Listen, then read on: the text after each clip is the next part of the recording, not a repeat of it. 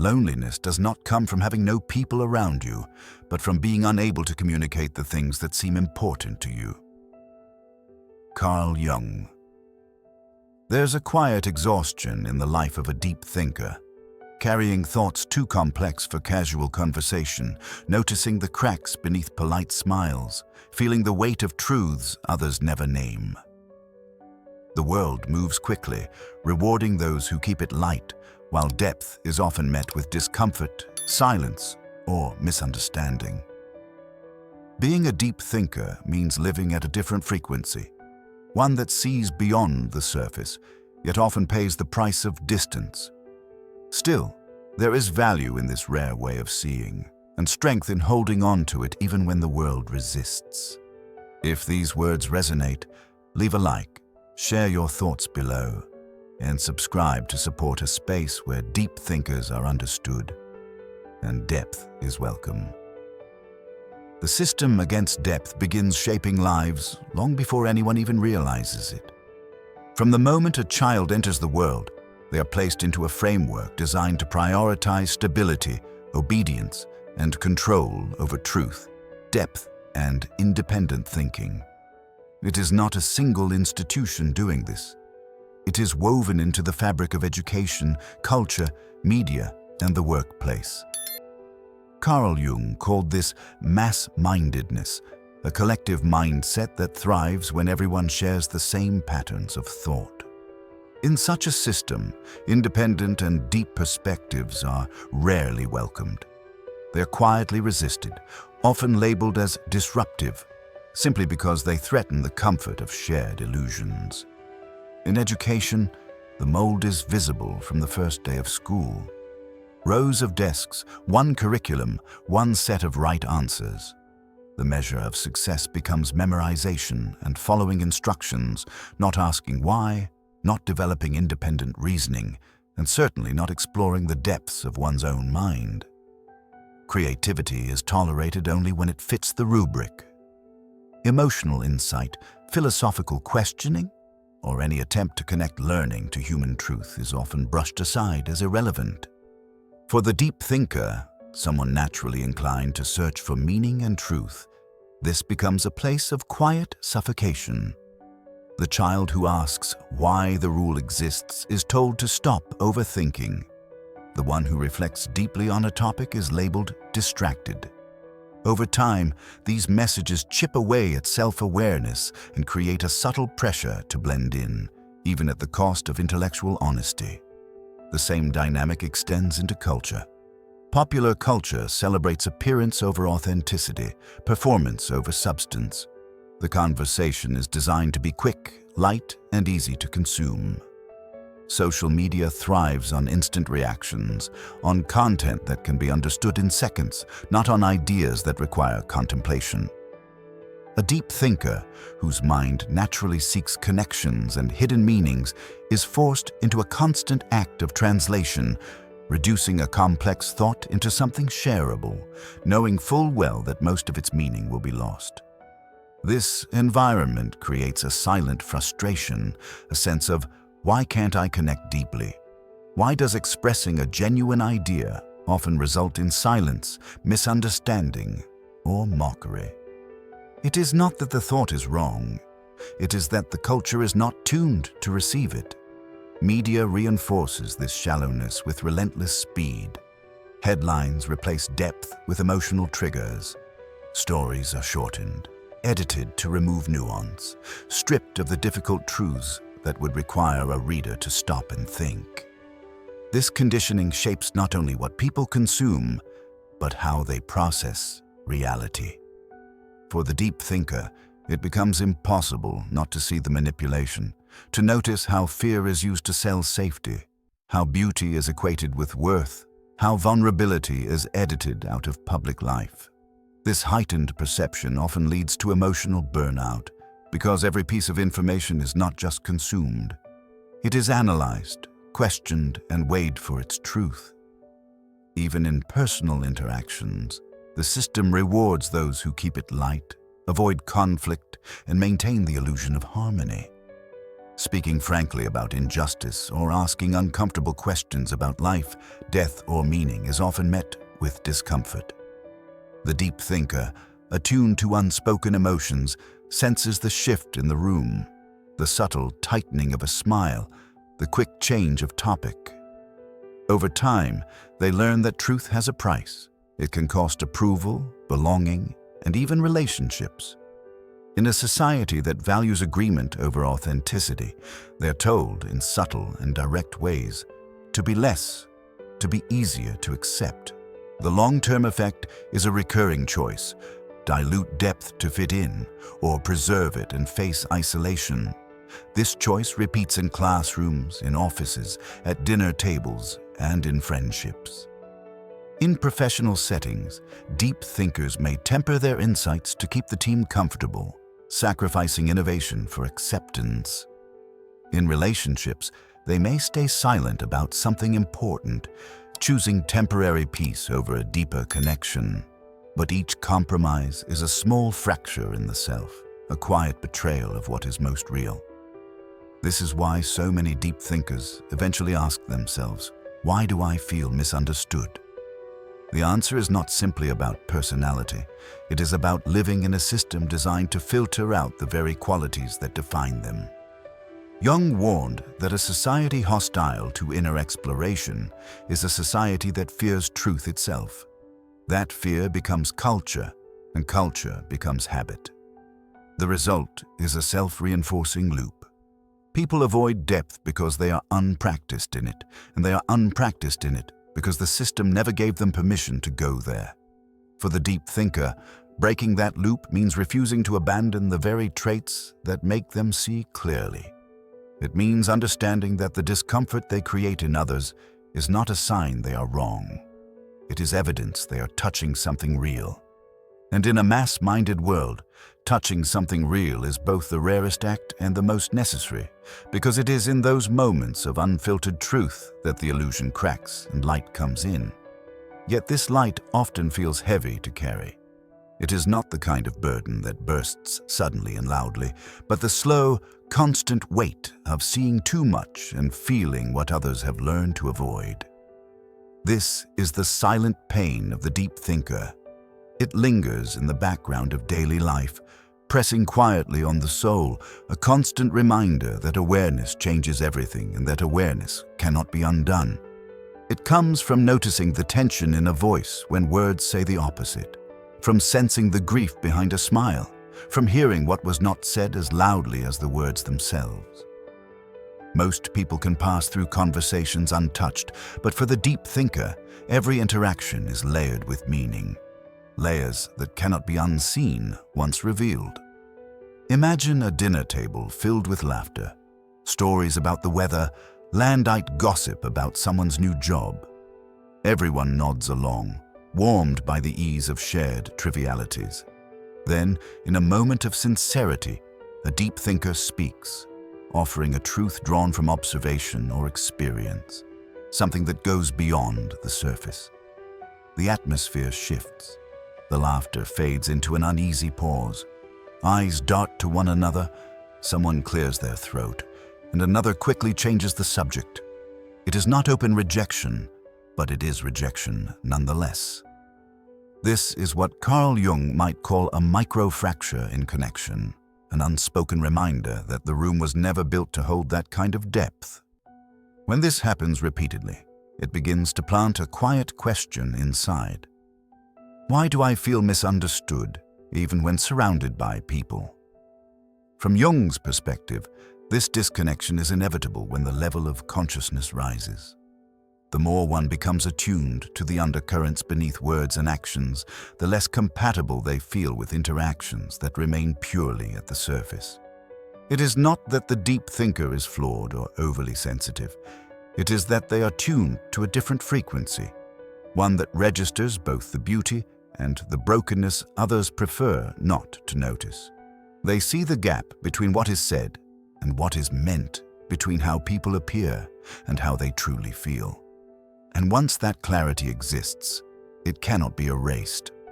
This clarity, however, has a cost. Over time, the deep thinker begins to protect themselves from the sting of these small, recurring rejections. They start to hold back, to measure their words, to keep certain truths locked away, not because they have lost their depth, but because they know what happens when they reveal it. They learn to read the room and choose silence, sparing themselves the discomfort of seeing others turn away. Yet this protective silence carries its own pain. Even in the midst of a crowd, they may feel as though they are standing at a distance, watching life happen from the outside. It is a particular kind of loneliness, not the absence of people, but the absence of resonance. The inner voice wonders if perhaps it would be easier to stop noticing, to stop thinking so much, to let go of the need for real connection. But that thought comes with its own grief, because abandoning depth would mean abandoning the most authentic part of the self. And so they keep carrying it, this invisible weight, this constant awareness. They keep showing up, keep listening, keep searching for the rare moments when another mind meets theirs without fear.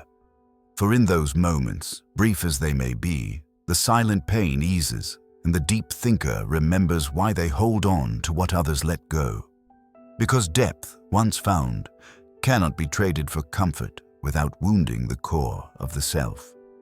Yet holding on carries a cost, and that cost is separation.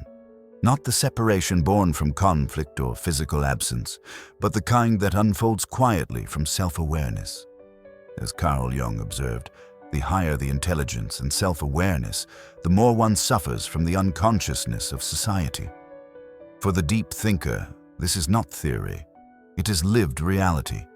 They cannot help but see the contradictions in daily life, the injustices hidden behind polite gestures, the subtle falseness that society accepts as normal. These perceptions set them apart, often without their choosing, placing them outside the circle of easy agreement that holds communities together. In a mass-minded culture, conformity is rewarded. Those who nod along, avoid questions, and accept the given script are welcome. Those who probe deeper, ask why, or refuse to pretend are quietly marked as difficult, too intense, too sensitive, or even disruptive. It is not that their insights lack value, but that truth threatens the fragile comfort of collective illusion. For a deep thinker, pretending to agree with something false is nearly impossible. Authenticity becomes instinct, even when it comes with consequences. This refusal to fake consensus is an act of integrity, but it is also a quiet wedge that widens the gap between them and others. Inside, there is a constant push and pull, the desire to keep peace and belong versus the need to honor what feels true. Choosing silence to preserve harmony often leaves a lingering sense of self-betrayal. Speaking up, on the other hand, risks social distance, disapproval, or outright exclusion. The mind replays both kinds of moments, the times they stayed silent and felt the sting of holding back, and the times they spoke and felt the sting of being misunderstood. Each choice leaves a mark, shaping how they approach the next interaction. Over time, many deep thinkers begin to guard their inner world more carefully. Words are weighed, truth is distilled. They may not share their full thoughts unless they sense genuine openness in the listener. This is not a sign of giving up. It is a survival skill, a way to protect the parts of themselves that are too easily dismissed. Still, the cost is real. The inner richness remains unseen by most, hidden not by shame, but by experience. Jung called this state a form of psychological exile, living among others, yet inhabiting a different mental and emotional frequency. It is the paradox of being surrounded by people while feeling an invisible wall between your reality and theirs. This is not the emptiness of solitude, but the sharper loneliness of being unseen in the crowd. It is the ache of longing for connection, yet knowing that most connections cannot hold the weight of what you truly carry. In this state, even joy feels layered. A shared laugh is real, but part of the mind remains aware of the unspoken truths underneath. A moment of intimacy is treasured, yet there's a quiet knowledge that the depth has limits, that pushing further might unsettle the fragile space of comfort. This awareness is both a gift and a burden. It sharpens empathy, deepens meaning, and allows the deep thinker to see the world with rare clarity, but it also draws boundaries that most cannot cross. Over time, some deep thinkers carve out small sanctuaries where they can speak without fear. Friendships, communities, or creative spaces where depth is welcome. Others turn inward, finding in solitude the resonance they cannot find in the crowd. Either way, the separation does not vanish. It becomes a quiet truth they carry. And so, the choice remains, not between belonging and isolation, but between the safety of blending in and the more difficult, lonelier path of living in alignment with what they truly see. But walking that path inevitably leads to another truth Carl Jung explored in depth: the presence of the shadow. The shadow is not evil in itself, but the hidden counterpart of the self. The thoughts, emotions, and impulses people prefer not to acknowledge, the parts pushed into the unconscious to preserve a clean image of the self. Jung described it as the dark mirror of the psyche, holding what one fears, rejects, or denies. When a person encounters someone or something that reflects their own shadow, discomfort arises. Sometimes as defensiveness, sometimes as avoidance, and sometimes as hostility. For deep thinkers, this becomes a complicated reality. Their heightened perception and ability to see beneath the surface often make them an unintentional mirror for others. In conversation, they might ask a single honest question or make a quiet observation, but it is enough to stir what someone else has buried. They might illuminate the cracks in a story, the gap between words and actions, the unspoken truths hiding in plain sight. To the person on the receiving end, this can feel like exposure, even if no judgment is present. And so, reactions often come quickly. Some will misinterpret the deep thinker's attentiveness as silent judgment. Others will label them as too negative when they bring up uncomfortable but necessary topics: trauma, injustice, meaninglessness. There are those who will quietly distance themselves, avoiding prolonged contact, sensing they cannot hide behind a mask for long. It is not that the deep thinker seeks to provoke. Rather, their very presence calls forth what is unacknowledged, and the world is not always ready to face that reflection. The toll on the deep thinker is gradual, but real. After enough instances of being misunderstood, rejected, or suddenly pushed away, they begin to self-censor. Not because they doubt the value of their truth, but because they learn the weight it carries for others. They choose words carefully, soften observations, or leave thoughts unspoken, not to deceive, but to avoid triggering resistance. Yet this constant restraint can feel like a quiet erosion, a slow disconnection from the most authentic parts of themselves. Jung warned of the danger in this suppression. When a person hides too much of their truth for too long, they risk losing touch with their core identity, drifting into a state of spiritual fatigue. For deep thinkers, whose sense of purpose often comes from clarity and authenticity, this is not just tiring. It can feel like a betrayal of the very reason they see the world the way they do. The shadow, unintegrated, does not disappear. It grows heavier, influencing both the one who hides it and the one who reflects it. There is a paradox here. The deep thinker's gift of perception can lead to deeper understanding, healing, and transformation. Yet it can also invite rejection, precisely because it stirs what others avoid. This is why some deep thinkers retreat into solitude, where they can observe without interference, or seek out rare, kindred connections where truth is not feared. Others find creative outlets to channel what they see into art, writing, or causes that can hold the weight of honesty. In every case, the challenge remains: how to honor the role of being a mirror without losing oneself to the discomfort it causes in others. To live with a shadow, both one's own and those reflected in others, is to walk a delicate line. It requires courage to keep showing up authentically while accepting that not everyone will welcome the view. And perhaps this is one of the hardest truths deep thinkers must carry, that clarity comes with both illumination and distance, and to keep the light alive, they must also protect the space in which it burns. Yet even with this guarded flame, there is a different kind of erosion that creeps in, one born not from rejection, but from the steady weight of carrying what is not theirs to carry. Jung described this as projection, the unconscious act of placing one's unresolved feelings, fears, and conflicts onto another. For deep thinkers, who naturally absorb nuance and emotion, they often become the unwitting screen for these projections. Someone's anger, shame, or grief suddenly belongs to them, not because they caused it, but because they are present enough to hold it.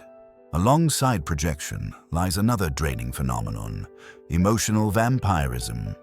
People seek out the deep thinker for comfort, for a listening ear that does not judge, for the rare safety of being fully heard. They arrive heavy and leave lighter, rarely asking if the one who listened has the strength to carry what they have just received. This imbalance is rarely intentional. It happens because the deep thinker gives without keeping count. But giving without limit, without reciprocity, eventually blurs the line between compassion and depletion. Part of what makes deep thinkers so susceptible is their high empathy and genuine attentiveness. They listen without rushing to fix. They validate without dismissing. They offer presence where others might turn away. To someone lost in turmoil, this feels like shelter.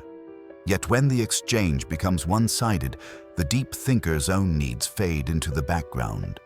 Days, weeks, years of absorbing others' storms can leave them unsure of where their feelings end and someone else's begin. The longer this continues, the more the relationship tips into imbalance. One side gives endlessly, the other endlessly receives. Over time, the deep thinker begins to feel invisible, not as a whole person with their own inner world, but as a function, a vessel, a tool for healing. And when they finally draw a boundary, step back or say, "I can't right now," the reaction can be sharp. Accusations of selfishness or coldness may follow, not because they have harmed anyone, but because they have disrupted a dynamic that others had come to depend on. Jung warned that without protecting the psychological center, the inner seat of stability, a person risks being pulled into the collective unconscious of others, losing their distinct identity in the process. For deep thinkers, this is not merely an abstract danger. It is a lived experience. Every time they overextend without replenishing, every time they silence their own needs to soothe another, the flame within burns lower. And once that flame dims, it is not only their energy that suffers, but also the very clarity and insight that make their presence valuable in the first place. This realization opens a difficult path, learning to care without carrying everything, to listen without absorbing, to remain open without being consumed. It requires breaking the belief that boundaries are barriers to connection, when in truth, they are the structures that make connection sustainable. Deep thinkers who master this balance protect not only their own well-being, but also the quality of their presence, ensuring that when they choose to show up for someone, they can do so fully, without resentment, without exhaustion, and without losing themselves in the process. Beyond the work of setting boundaries lies a deeper truth, one Carl Jung described as the psychological destiny of those who see more than most.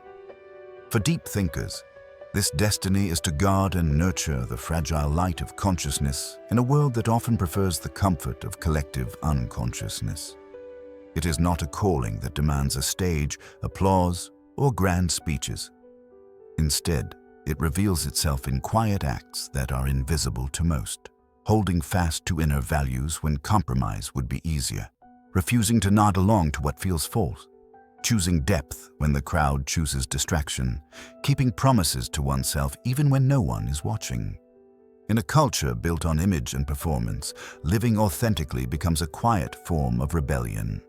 The unwritten rule is simple: wear the mask, smooth the edges, keep the peace. Yet for those who cannot pretend, authenticity disrupts the rhythm of conformity.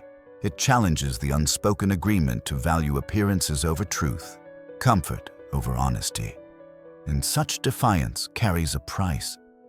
Deep thinkers often lose the ease of fitting in. They find fewer social spaces where their presence is fully welcomed. Career opportunities may shrink when their refusal to play along is mistaken for defiance. But the reward is an unshakable sense of integrity, a life aligned with their inner compass rather than the shifting demands of the collective. Here, solitude becomes not a punishment, but a sanctuary. Unlike loneliness, which carries the ache of absence, solitude is a presence, an intimate meeting with one's own mind and soul. In solitude, the deep thinker hears their own voice without the static of outside influence. They can process their thoughts without absorbing the emotional weight of others, reconnecting with the deeper meaning that fuels them. Jung saw this kind of intentional solitude as essential. Without it, the deep thinker risks being swept into the same unconscious tide they are meant to navigate apart from. This solitude is not a permanent withdrawal. It is a cycle, stepping back to gather strength, then stepping forward to live truthfully in the world again. In these retreats, the deep thinker realigns, replenishes emotional clarity, and protects the inner depth that so often gets worn down in environments that demand constant compromise. Over time, this practice becomes not only survival, but a way of thriving. Living authentically transforms the deep thinker's relationships. The wide but shallow networks fade, replaced by a smaller circle of rare, resonant connections. These are bonds where no translation is needed, where depth is not a burden, but the shared ground on which the relationship stands. Here, conversations move beyond surface exchanges. There is space for silence that feels full, for truths that do not require softening. Within such connections, the deep thinker is not merely a listener or healer, but an equal participant in an exchange of light. They are no longer defined by what they give away, but by the truth they carry and share. Even if that truth only touches a few, it fulfills its purpose. A single, steady flame, burning quietly against the dark, is enough to signal that another way of living exists. One that honors honesty over performance, depth over distraction, and self-awareness over blind conformity. And perhaps this is the lasting victory. Not to persuade the entire world, but to remain unbroken in a society that continually asks them to forget who they are. Yet there comes a moment when the pull to be accepted fades against the deeper, non-negotiable call to remain loyal to the soul's own compass. For the deep thinker, this shift is not born of bitterness, but of clarity, a recognition that true value cannot be granted or taken away by the applause of the crowd. It is the slow, deliberate turning from the exhausting quest for external validation toward the far steadier act of self-validation. No longer is worth measured by how many choose them. It is reclaimed in the decision to choose themselves again and again, even when that choice is met with silence. This is liberation from the invisible leash of approval, a quiet emancipation from the unspoken rules of conformity. Carl Jung believed that the conscious individual, the one who sees with depth and lives with awareness, holds more transformative power than the most visible or authoritative voices in the public sphere. True change, he said, does not begin with the masses, but with the inner revolution of a single soul. Once that transformation takes root, it ripples outward in ways unseen, reshaping relationships, communities, and eventually, the collective mind.